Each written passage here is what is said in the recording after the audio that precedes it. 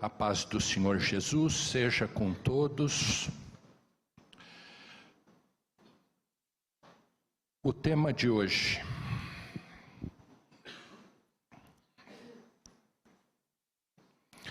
aquele que era, que é e há de vir. Uau! Pensei que ia ser simples e fácil,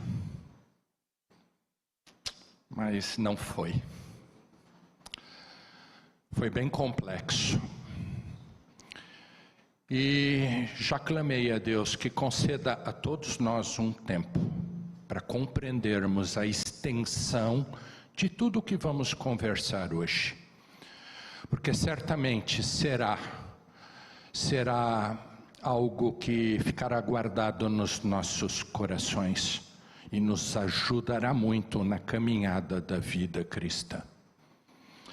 Querido Deus, Tua palavra já está aberta e nós pedimos que o Senhor nos conceda um tempo para lermos e meditarmos sobre tudo que está colocado nestes slides, nestes papéis que eu anotei e na Tua palavra. Que possamos aqui, Senhor, receber do alto, que eu possa ser digno, Senhor, de portar a tua aula, Senhor, para que todos saiam daqui edificados.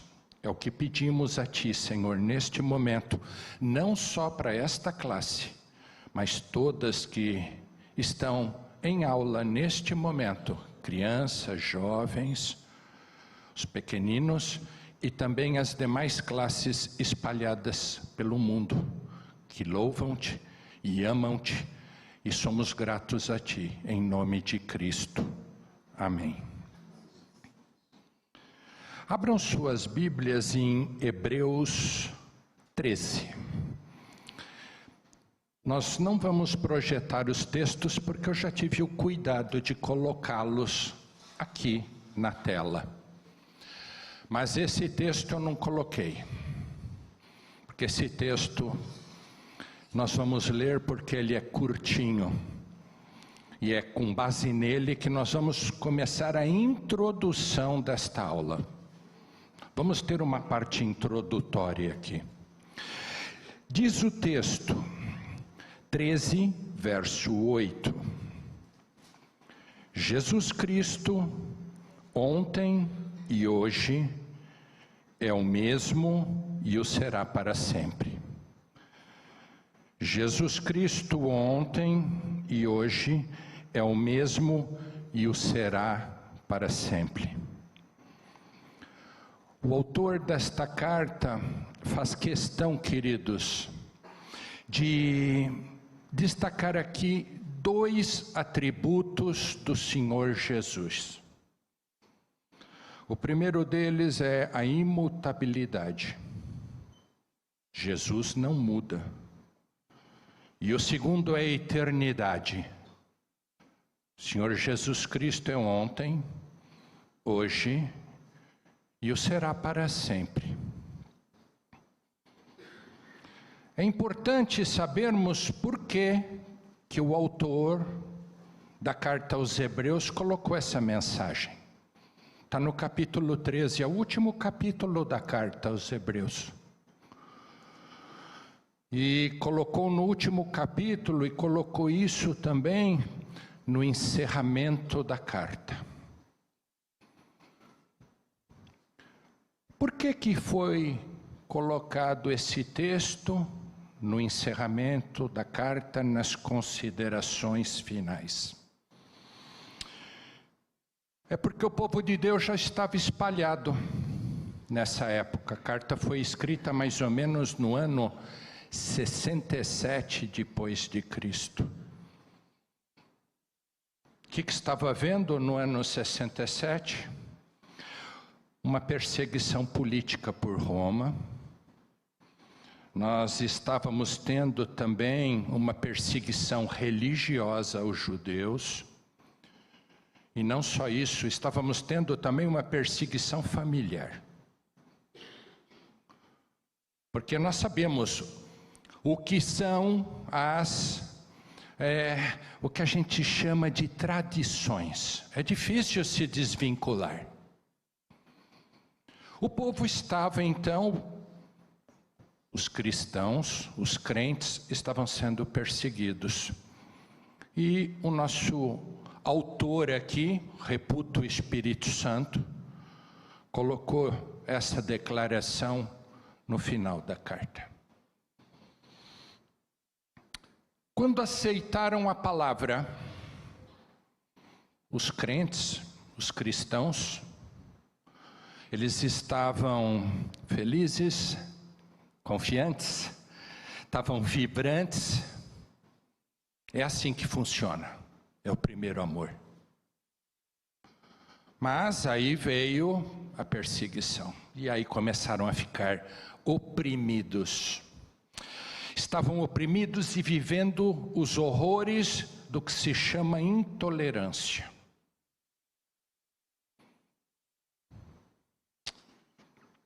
E o autor da carta então vai lembrar o povo de Deus. Quem é Jesus? Jesus é aquele que era ontem, hoje e será para sempre. Jesus é eterno. Observem que na nossa tradução não consta o tempo verbal, passado, presente e futuro. Não está assim. Não está no tempo verbal, mas está numa condição que coloca ontem, hoje e sempre. Assim o fez. Sabe por quê? Porque Jesus preenche todos os tempos. Ele não é o passado e não é só o presente e não é só o futuro. Essa declaração contempla o todo do Senhor Jesus Cristo. Porque o Senhor Jesus é Criador, não é criatura. Não obstante, existam algumas bandeiras religiosas que entendam que o Senhor Jesus é um ser criado. A palavra não dá margem a essa interpretação. A palavra nos diz que o Senhor Jesus é o Criador de todas as coisas. O Senhor Jesus é o Criador do tempo.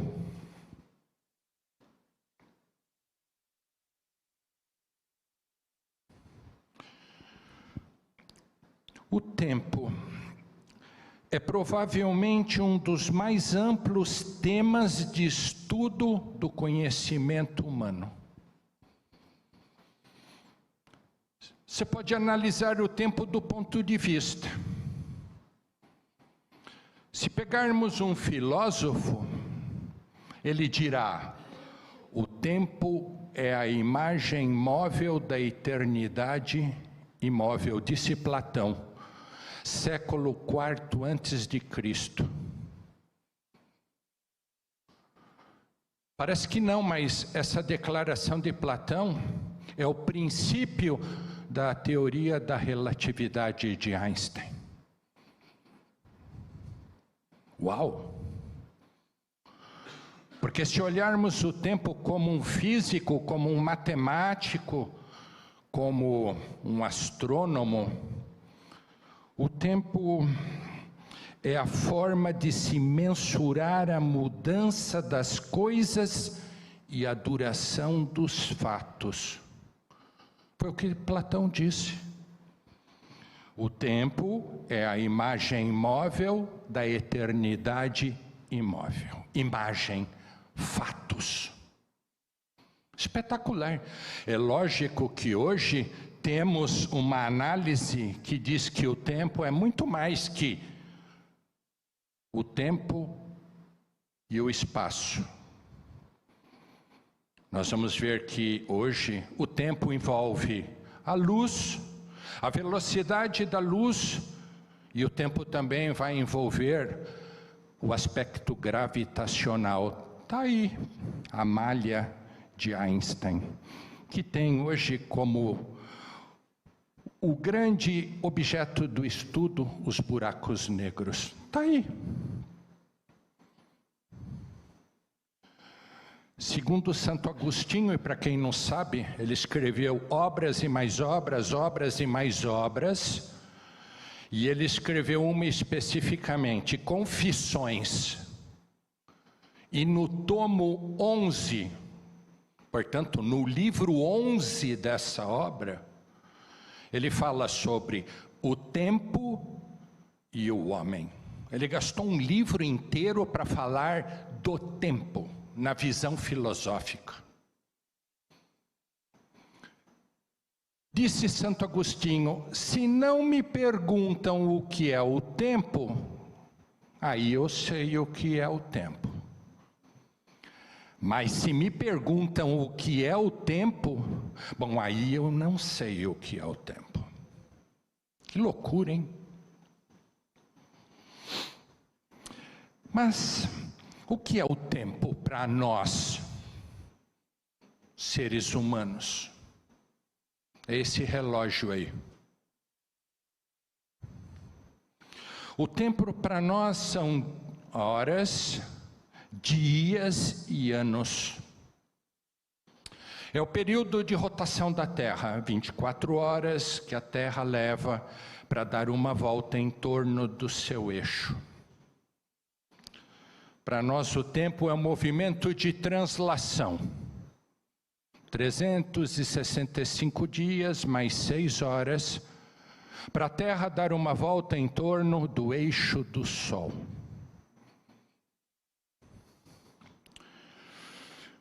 Nosso Jesus, porém, é antes desse tempo. Nosso Jesus é o passado, é o presente e é também o futuro.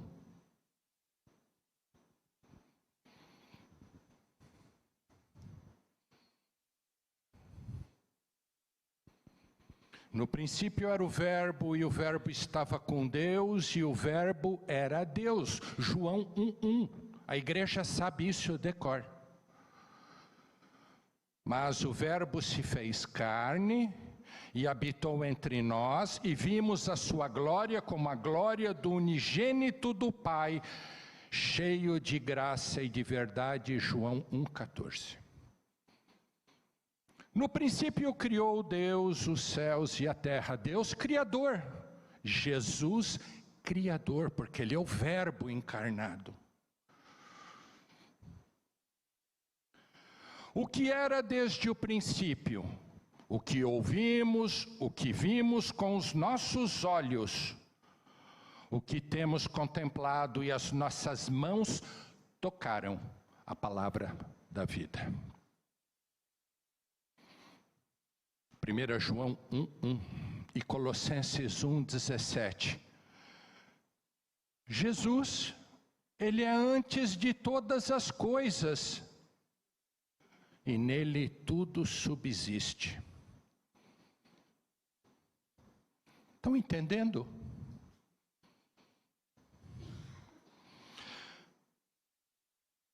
Ele é eterno. Mas para o autor de Hebreus, ele também é imutável, ele não muda.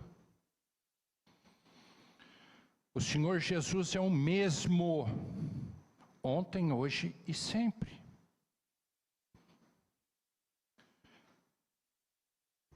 O Senhor Jesus fez uma declaração espetacular. Está em Mateus 28.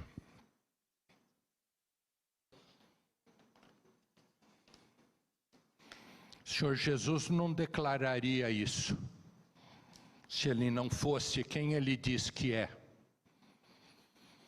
Disse o Senhor Jesus: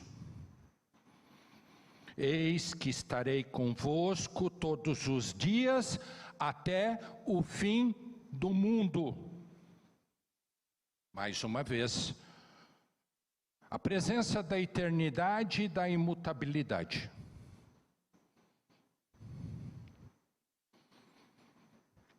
Essa declaração do Senhor Jesus equivale para nós a uma promessa. Uma promessa de não ficarmos órfãos. Vírgula, jamais.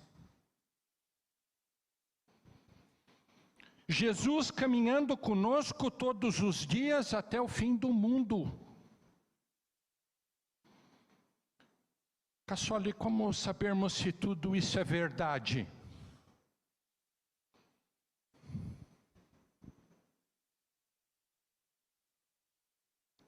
O Senhor Jesus não parou por aí. Ele não só declarou isso, mas o Senhor Jesus ainda vai nos declarar que Ele vive. E porque Ele vive, nós podemos crer no amanhã. Ainda por um pouco o mundo não me verá mais. Vós, porém, me vereis. Porque eu vivo. E porque eu vivo, também vós vivereis. João 14, 19. Esses textos passam desapercebidos na nossa vida, nós sabemos deles, mas não paramos às vezes para meditar, para refletir sobre a profundidade de tudo isso. Porque o Senhor Jesus está sentado hoje à destra do Pai, como homem sentado à destra de Deus. O pastor Ion sempre diz, há um homem no céu intercedendo por nós e ele tem as marcas da cruz. Intercedendo todo o tempo. Portanto, o que estamos conversando hoje aqui, queridos, não se trata de um Jesus histórico que ouvimos falar, que os livros revelam.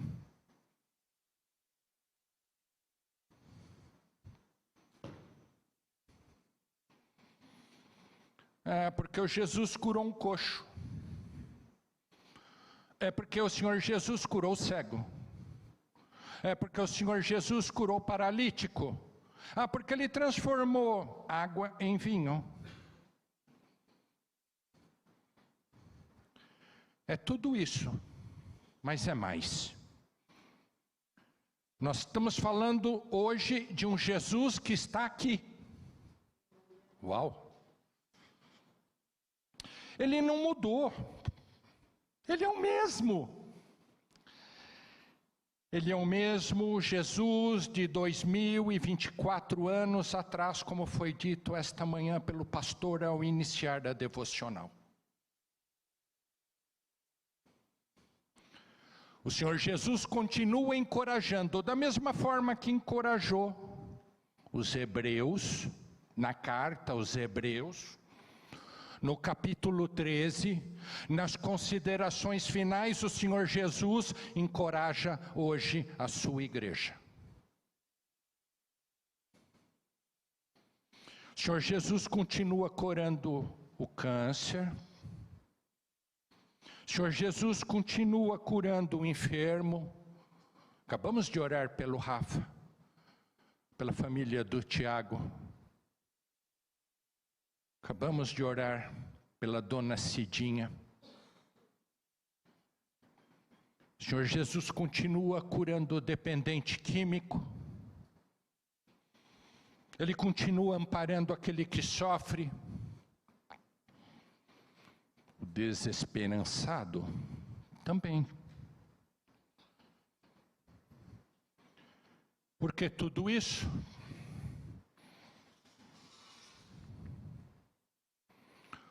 Porque Deus o ressuscitou. E teremos uma aula daqui 3 semanas que falaremos da ressurreição. Atos, Lucas narra isso para nós. Lucas 2:24. 2. Perdão. Atos escrito por Lucas. Perdão, gente. Atos 2, 24.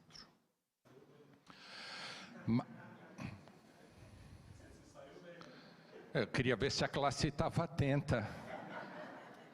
Quero ver se o pessoal da internet também está atento.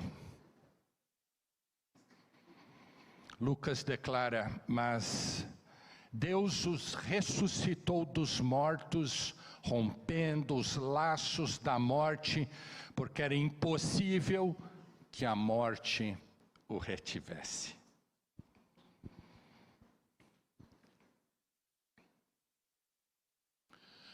Porque, irmãos, segundo o apóstolo Paulo, na segunda carta aos Coríntios 5, 7, porque cabe a nós vivermos por fé. Esperança, né, Tiago? Tiago que fez a devocional. Não cabe a nós vivermos pelo que vemos, mas cabe a nós vivermos por fé.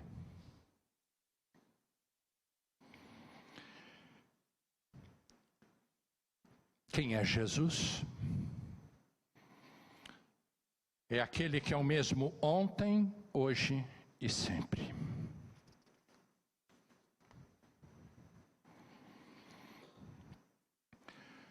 Mas vamos seguir.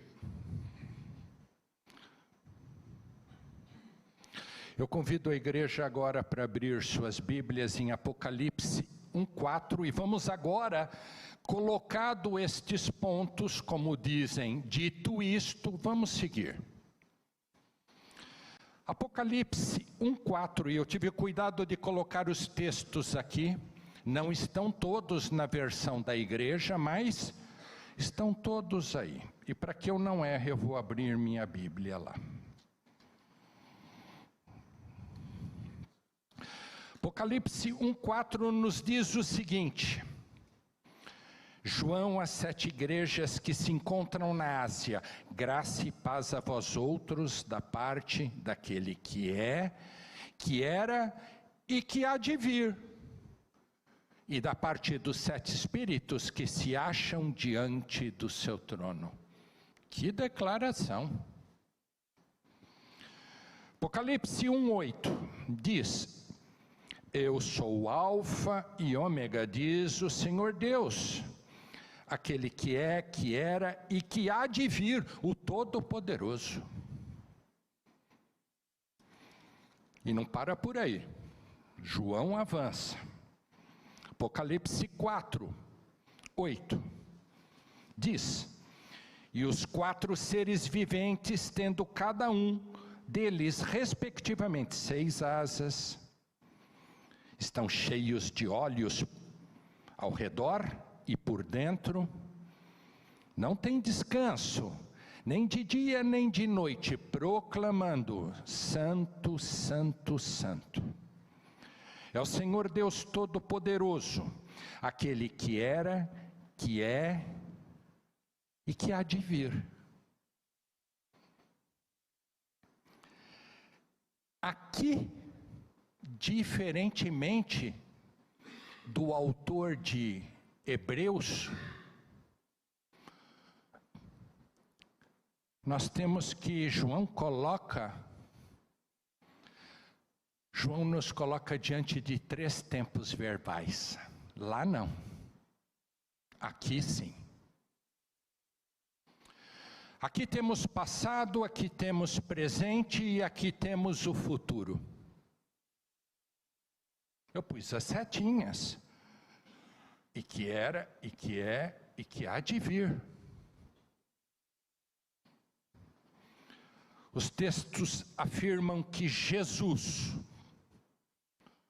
o Senhor, o Todo-Poderoso, o Alfa e Ômega, é aquele que era, é e há de vir. Logo, nós temos que entender que o Senhor Jesus é tudo isso.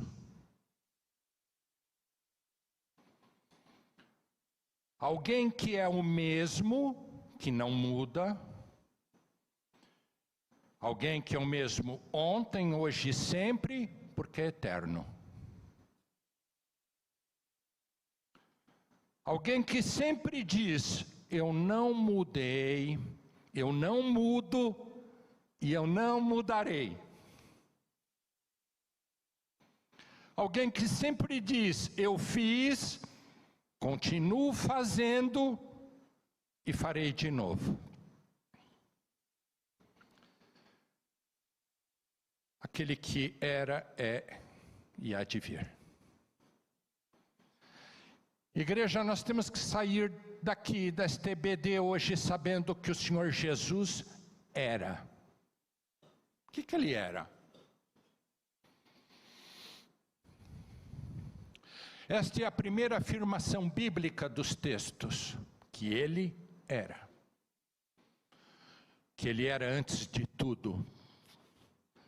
Que o Senhor Jesus é o próprio Criador e que Jesus, então, já fez algo por nós.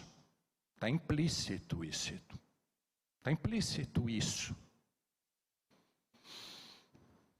Vocês podem imaginar Jesus fazendo algo por nós?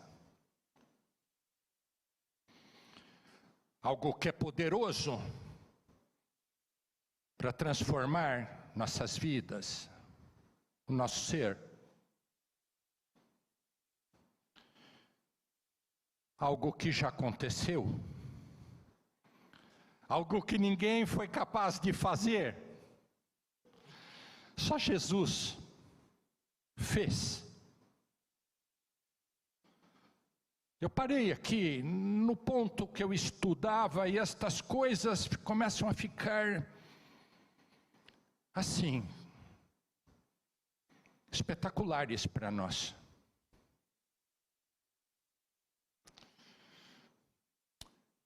Esse feito aconteceu há 2024 anos atrás. Foi quando o Senhor Jesus veio a este mundo, e eu me refiro aqui à primeira vinda. Quando o Senhor Jesus veio até nós como Cordeiro.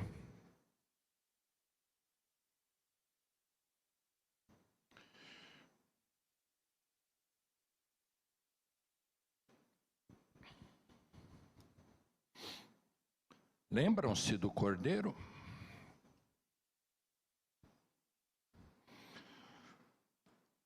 O texto diz que aquele que era,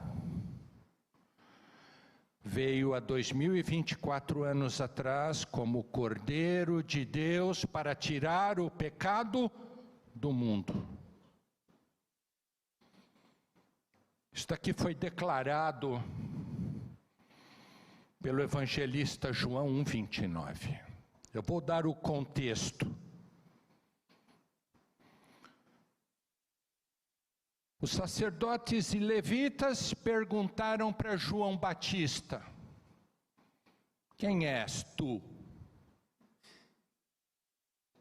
És o Cristo? Tu és Elias? Quem tu dizes ser? E o texto avança aqui e diz: por que tu batizas? Por que tu batizas se tu não é o Cristo? E aí vem esta frase espetacular. Assim que atravessaram de Betânia para o outro lado do Jordão, aconteceu essa declaração. No dia seguinte, viu João a Jesus, que vinha para ele. E disse: eis o Cordeiro de Deus que tira o pecado do mundo. Vocês já prestaram atenção no que está escrito? Jesus que vinha para ele. Vinha ao encontro de João Batista. Não era o contrário, não foi João Batista que foi ao encontro do Senhor Jesus. O texto diz que Jesus veio até João Batista. O que eu quero dizer com isso? Eu quero dizer que aquele que era o Todo-Poderoso, o Senhor, aquele que era vinha para ele. Normalmente nós achamos que somos nós que vamos até Cristo. É assim que a gente diz, não é? Eu te aceito. Porém, o texto mostra que o Senhor Jesus foi ao encontro dele, escolheu ele antes de tudo.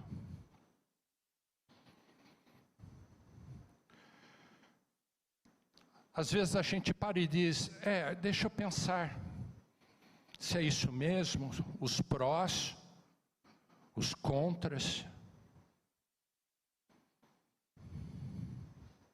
Eu não digo que isso é errado, irmãos, meditarmos, afinal de contas, Deus nos deu inteligência. Porém, antes que nós pudéssemos dizer, eu aceito Jesus, olha o que aconteceu. Ele já estava vindo em nossa direção.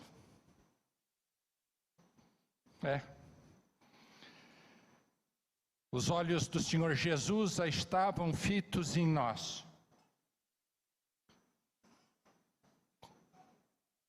Como que você sabe disso, Cassoli? Porque o que o Senhor Jesus já fez por nós, está aqui. Ele nos amou primeiro. Uau! Quem diz isso não sou eu, é a palavra que diz isso. O Senhor Jesus nos amou primeiro. Antes que nós pudéssemos entender esse amor, o Senhor Jesus nos amou. Eu até posso dizer, Senhor, eu te amo. Eu sou um cara apaixonado por ti, Senhor, mas o texto diz que Ele nos amou primeiro, sem que eu o conhecesse. Logo, o meu amor é muito pequeno perto do amor dele. É quase nada. Sabe por quê? Porque ele me amou a ponto de morrer por mim na cruz. Imaginem o Senhor Jesus dando a vida dele pela minha, aquele que era, sendo surrado, humilhado, cuspido, flagelado, entregando a vida dele no lugar da minha vida, porque ele amou Marcos.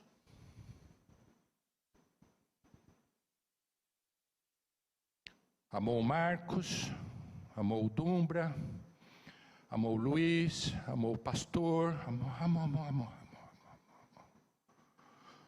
Uau. Morreu pelo Marcos, cheio de pecado, não tendo ele nenhum pecado.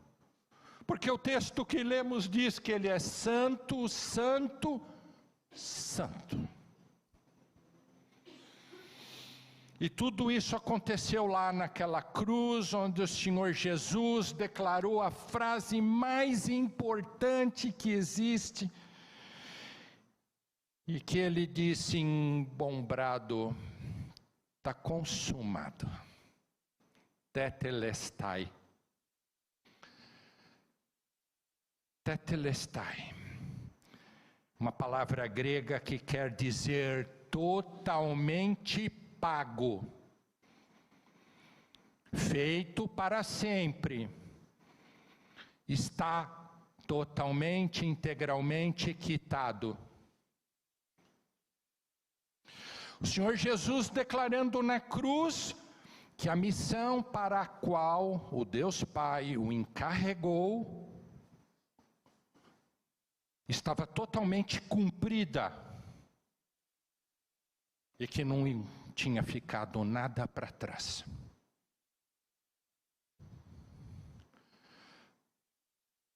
Tetelestai está no tempo verbal particípio passado, mostrando a completude da obra de Jesus, completa. Jesus quitando minha dívida eterna junto ao Deus eterno, Jesus remindo, pagando, comprando todos os meus pecados, o Senhor Jesus me retirando do mercado de escravos.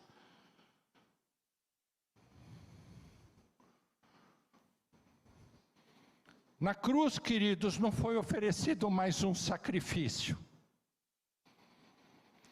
Aquele sacrifício da antiga aliança que exigia que todo dia alguém, o pecador, fosse lá levar um sacrifício de um animal ou de uma oferenda para que os seus pecados pudessem ser escondidos.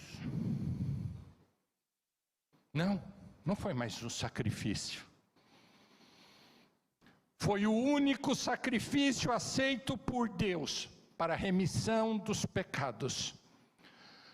Jesus, o Cordeiro de Deus que tira o pecado do mundo.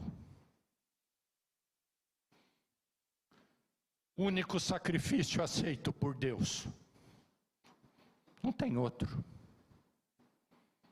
O único sacrifício que é suficiente e eficaz. Eficaz para todo aquele que crê, fé, esperança. Obras não salvam.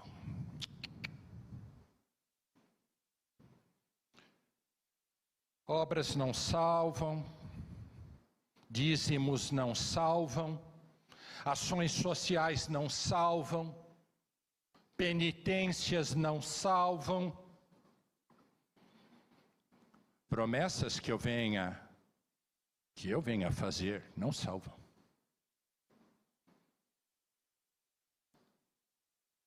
Realmente o que salva cada um de nós é crer na cruz.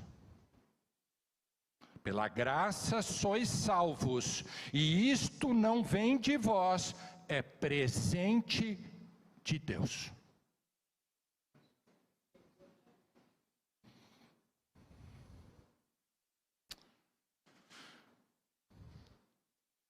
Todos esses eventos, queridos, ocorrerão na Páscoa. A crucificação. Acabamos de participar de uma Páscoa, né, pastor? Agora, semana retrasada, no acampamento da família Tietê. Que Páscoa é essa? A mesma Páscoa de 2024 anos atrás. Jesus fez isso por nós. Ele fez isso para cada um que está aqui, fez isso para cada um que está na internet nos ouvindo. Isso é espetacular, está feito.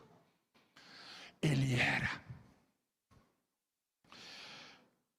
Mas nós temos que os textos dizem que ele também é. Jesus, aquele que é, ele continua sendo aquele que era, não apagou. O Senhor Jesus não deixou de ser o Cordeiro de Deus, ele continua sendo. Ele continua salvando ainda hoje, nos dias de hoje.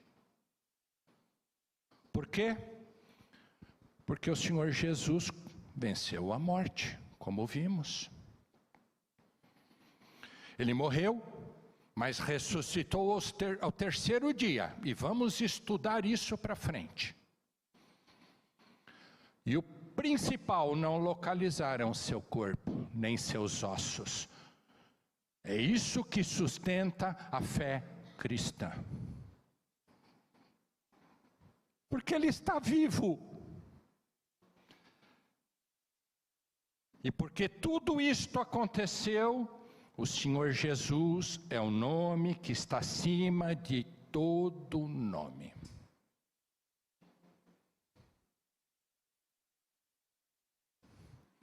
Paulo, na carta aos Filipenses, diz: pelo que também Deus o exaltou sobremaneira e lhe deu o nome que está acima de todo nome, para que ao nome de Jesus se dobre todo joelho nos céus, na terra e debaixo da terra, e toda língua confesse que Jesus Cristo é o Senhor, para a glória de Deus Pai.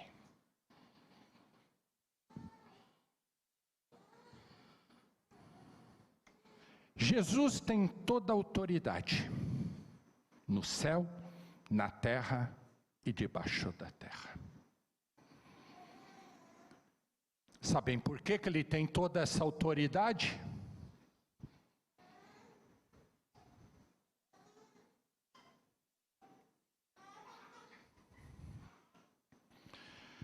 Porque o véu foi rasgado.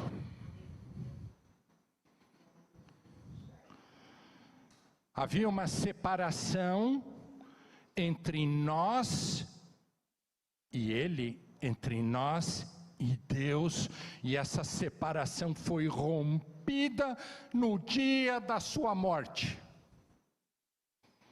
O véu foi rasgado, esse véu simbolicamente é mencionado na Bíblia como algo que separava o santo do santo dos santos, que é o Santíssimo. Algo que dizia mais ou menos assim ao sacerdote, ao sumo sacerdote: você vai entrar aqui,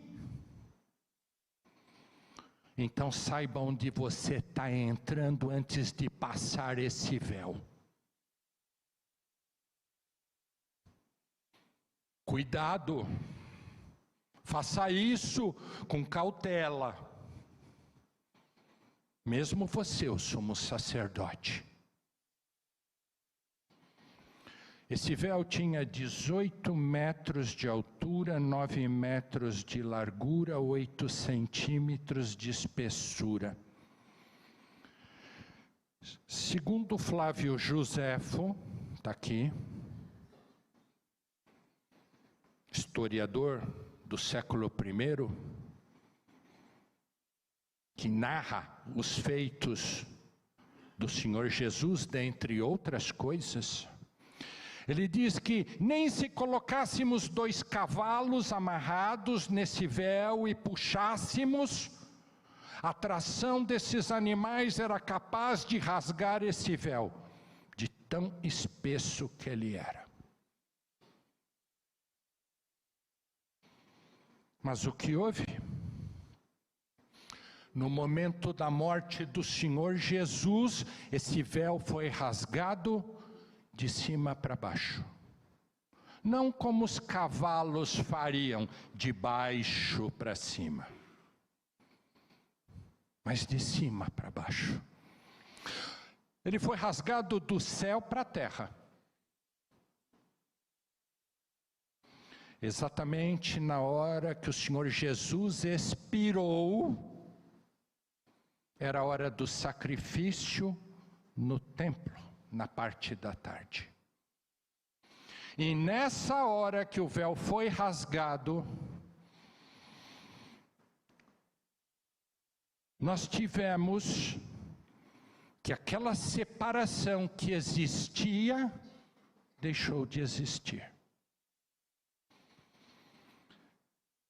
O sacrifício da cruz, segundo a carta aos Hebreus, nos abre um novo e vivo caminho. Agora Deus não mais nos diz: cuidado, atenção para entrar aqui. Sabe o que Deus nos diz? Vinde a mim, todos vós que estáis cansados e sobrecarregados, porque eu vos aliviarei. Achegai-vos. Entenderam o que houve na cruz?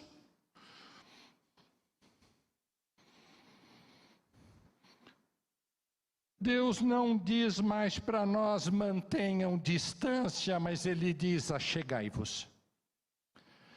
E esse acesso que foi aberto ali, continua livre até hoje.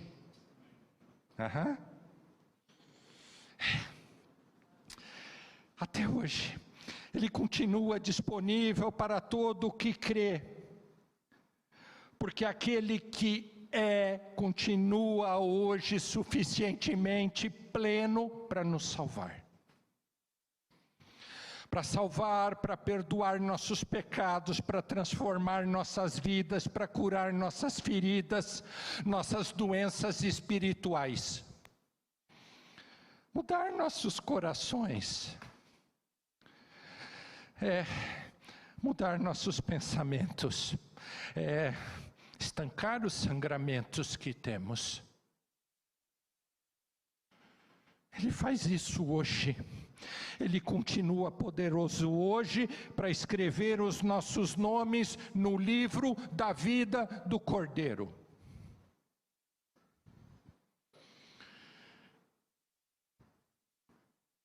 Pergunto. Nós, vocês, você de casa, você tem mantido esse caminho aberto?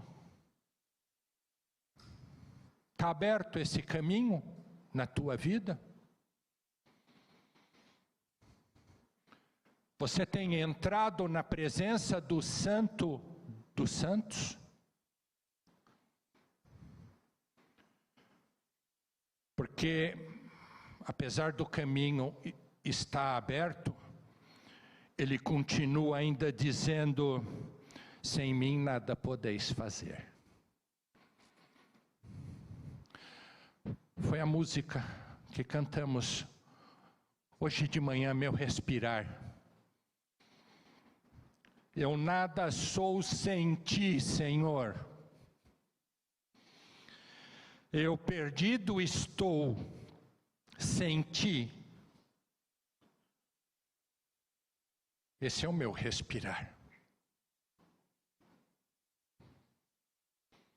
O Senhor Jesus ainda diz, eu sou a videira, mas lembrem-se que vocês são os ramos. Tivemos uma aula. Se permaneceres em mim, aí dareis muito fruto. Mas sem mim nada podeis fazer. Todos aqui têm a convicção de que seus nomes estão escritos no livro da vida do Cordeiro. Não podemos sair desta EBD sem esta convicção. Por último, nós temos que o Senhor Jesus é aquele que há de vir. Certamente Jesus está vindo para cumprir sua palavra. Eu não tirei isso da minha cabeça. Está em Apocalipse 21. Escreve João.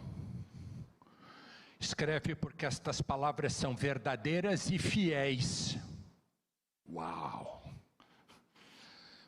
Eu estou vindo. E parece que o tempo se aproxima. Estamos vendo isto acontecer, né, pastor? Israel está aí. Israel o diga. Jesus está vindo para cumprir as profecias que ainda não se concretizaram, mas que se concretizarão. E a mais importante delas, e aqui eu estou falando didaticamente, queridos, refere-se ao arrebatamento. Mas Marcos, cadê o milênio? Calma. Marcos, cadê o trono branco? Calma. Marcos, novos céus. Tem essas também. Didaticamente, o arrebatamento é a primeira profecia que irá se cumprir no espaço escatológico. É o maior evento da Bíblia depois da primeira vinda do Senhor Jesus. Sabe por quê? É a promessa que ele fez de vir buscar a sua noiva. Uau! Profetas e mais profetas profetizaram a primeira vinda. É verdade. Mas Isaías profetiza no capítulo 33 e 34. A segunda vinda do Senhor Messias. As profecias da primeira vinda já se cumpriram.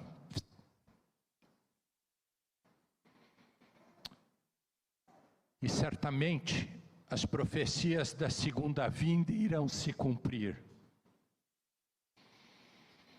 Porque não há motivo para que não se cumpram. Até porque o próprio Senhor Jesus profetizou pela própria boca o que está em Mateus 24. Pastor, esta manhã acabou de mencionar que é o princípio das dores. Quem profetizou isso foi o Senhor Jesus, porque nos últimos tempos acontecerão tais coisas. Logo, este momento escatológico está batendo na nossa porta.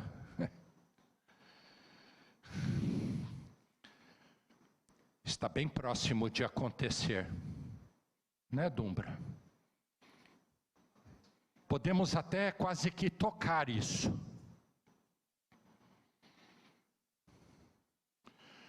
A palavra arrebatamento no grego é harpazo.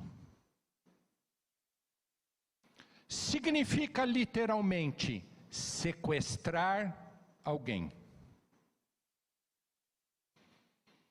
Tirar alguém à força de um lugar. Significa também ser levado à força para outro lugar. Significa ainda sermos libertos de um perigo iminente que está para acontecer.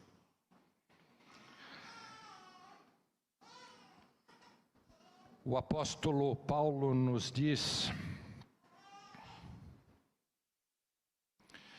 que haverá um dia,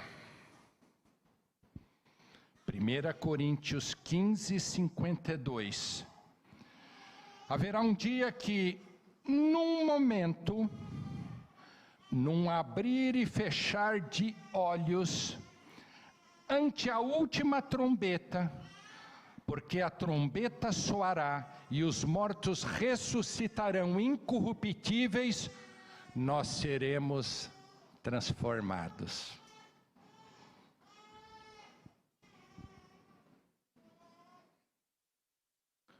Eu pus aquele olho ali, é num piscar de olhos.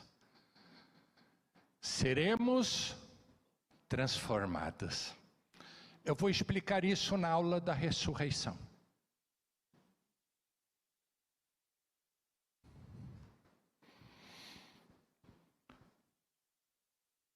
O meu irmão Tiago, agora de manhã, também falou desse texto que nos dá esperança. 1 Tessalonicenses 4. Nós seremos retirados daqui, estaremos para sempre com o Senhor. Porquanto o Senhor mesmo, dada a sua palavra de ordem, ouvida a voz do arcanjo e ressoada a trombeta de Deus, ele descerá dos céus. E os mortos em Cristo ressuscitarão primeiro.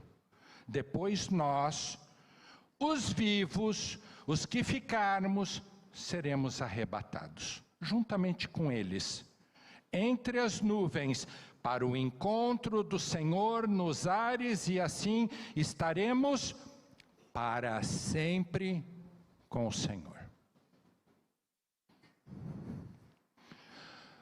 É num abrir e piscar de olhos. Plim! Cadê? Cadê? Ninguém viu.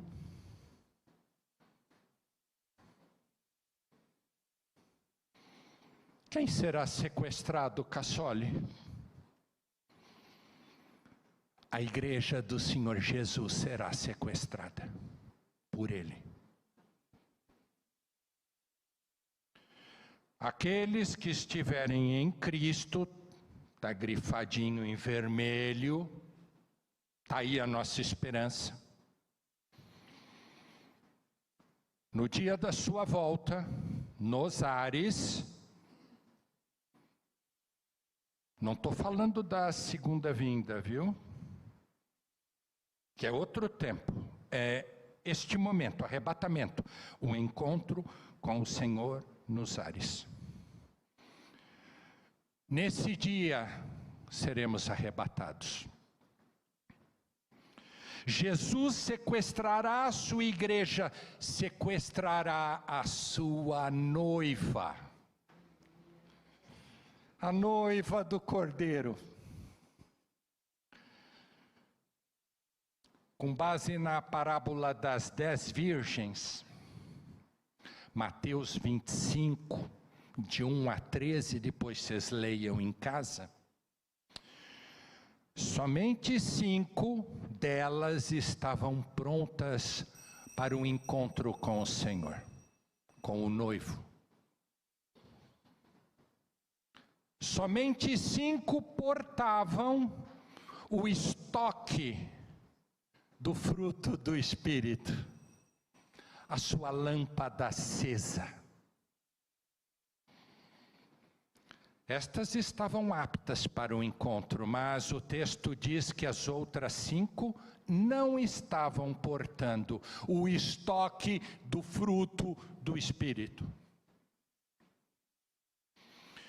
E o texto, lamentavelmente, termina dizendo, e não tiveram o encontro com o noivo. Irmãos, estar na igreja local, esta aqui, IPBI, Rua 2 de Julho, 597, bairro do Ipiranga, não garante o nosso arrebatamento.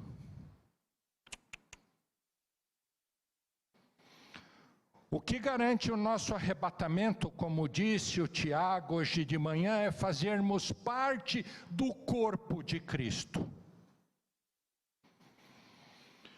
O corpo de Cristo, ou seja, a igreja composta por salvos e crentes no Senhor Jesus. Pessoas que nasceram de novo, nasceram de Deus e creram no nome que está acima de todo nome. A noiva não tem poder para salvar. Lembrem-se, a noiva, a igreja foi salva, mas não tem poder para salvar. A noiva foi salva do que, Cassoli? De algo que está por vir e que é identificado na nossa Bíblia como a grande tribulação. Quem não for arrebatado, ficará para a grande tribulação. Ficará para enfrentar o chamado dia do Senhor que foi profetizado por Zacarias.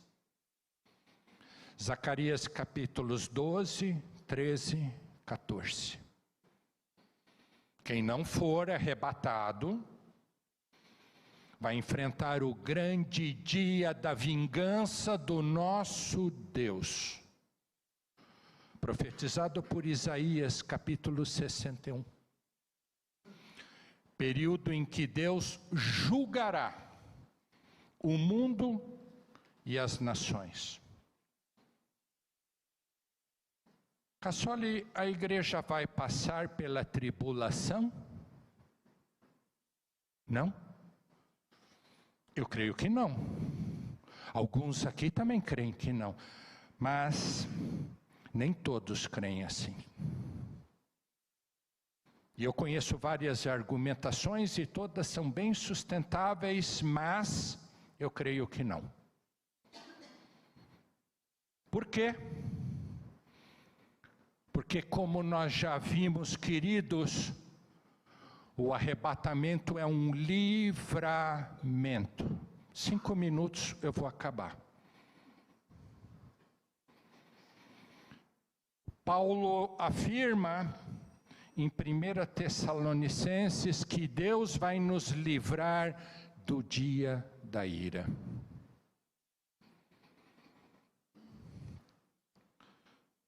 Primeira Tessalonicenses 1:10. E para que aguardardes dos céus o seu Filho, a quem ele ressuscitou dentre os mortos, Jesus, que nos livra da ira vindoura. Não é Jesus que nos livra na ira vindoura, no meio, mas antes, é da ira. Não obstante, eu respeite os irmãos que entendam diferente. Por quê? Porque Deus não nos destinou para a ira, mas para alcançar a salvação mediante nosso Senhor Jesus Cristo.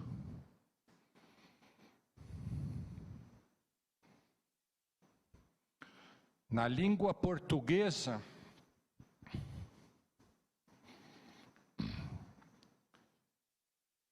só um minutinho, que sem a minha cola eu não finalizo.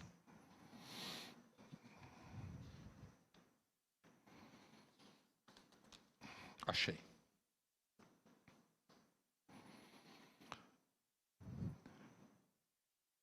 Para aguardardes dos céus o seu Filho, a quem ele ressuscitou dentre os mortos, que é Jesus, que nos livra da ira vindoura. É assim, queridos, o texto nos coloca diante de uma preposição grega que significa apo. E a palavra apo é algo que afirma que antes da ira vindoura haverá uma separação. E esse teólogo James Strong diz: seremos separados do todo e levados para um lugar seguro. É isso. É por isso que eu creio que será antes. O Senhor Jesus vai nos livrar do dia da ira, porque não fomos destinados para este dia. Logo, creio que seremos tirados antes deste evento. Outra coisa, encerrando. Imagine que você é um noivo. Você adornou toda a sua esposa. Preparou sua noiva para a festa e para a ceia do Cordeiro. Imagine que você ame sua noiva de paixão. e sabe que no dia da vingança do nosso Deus, essa mesma noiva será violada. Ela vai ser entregue para ser odiada e ela permanecerá na grande tribulação. Eu pergunto se o Senhor Jesus seria capaz de deixar para trás a sua noiva.